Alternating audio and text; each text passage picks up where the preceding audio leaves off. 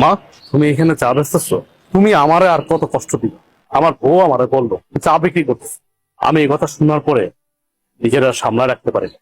আমি এই জন্য তোমাকে নিতে আসছি। আমি থাকতে তুমি এত কেন কষ্ট করো? ভিক্ষা করো, চা বিক্রি করো, এত কষ্ট দরকার কি তোমার? আমি না তোমার সন্তান? তুমি না আমার জন্ম দিছো?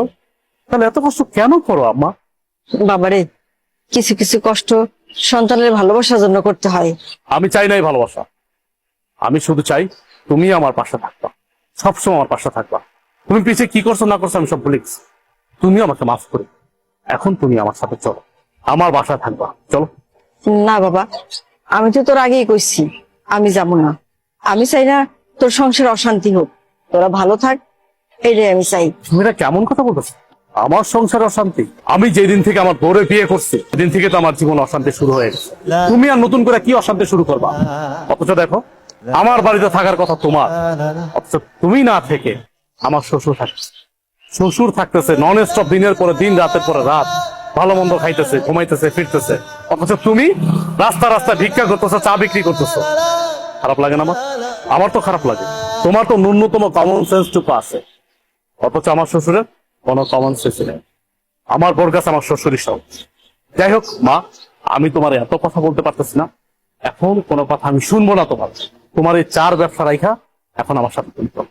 চলো, এখন থেকে তুমি এই বাড়িতেই থাকবা। তুমি এত কিছুর পরেও সেই তোমার মাকে বাড়িতে নিয়ে এসছো, আমাকে তোয়াক্কা করে তুমি তোমার মাকে নিয়ে আসছো। তোমাকে কি তোয়াক্কা করবো? কি তোয়াক্কা করবো তোমাকে? আমি এই সংসারটা চালাই, আমি ইনকাম করি, আমি পাঁচতলায় বসে এসির বাতাস খাবো, আর আমার মা রাস্তা রাস্তা চা বিক্রি করবে, ভিক্ষা করবে, সে গাছের নিচে থাকবে।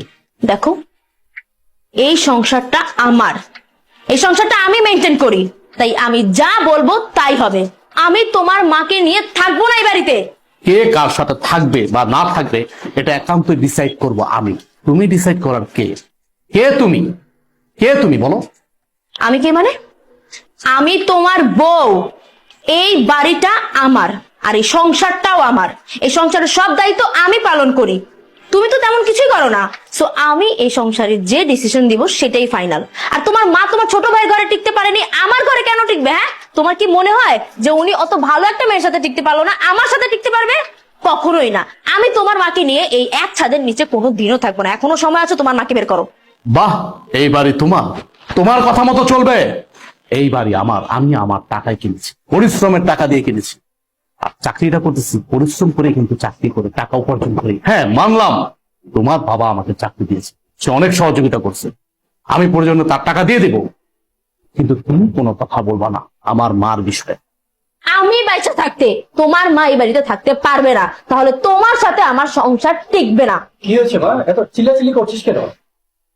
আপনার মেয়ে আমার মাকে এই বাড়ি থেকে বের হয়ে যেতে বলছে। আমার মাকে সে সহ্যই করতে পারতেছে না। আপনি জিজ্ঞেস করেন কেন আমার মাকে সে সহ্য করতে পারতেছে না? আমার মা গরিব, এই জন্য। বাবা দেখো, মহিলার দিকে তাকাও। এই সেই মহিলা যে কিছুক্ষণ আগে আমাদের কাছে চা বিক্রি করেছিল। আর উনি আমাদের কাছ থেকে টাকা কেন নেয়নি জানো? কারণ উনি আমার আদরের শাশুড়ি, আমার এই হাজবেন্ডের একমাত্র মা, ফকিন্নি মা, যার কারণে আমাদের কাছ থেকে টাকাটা তখন নেয়নি সে।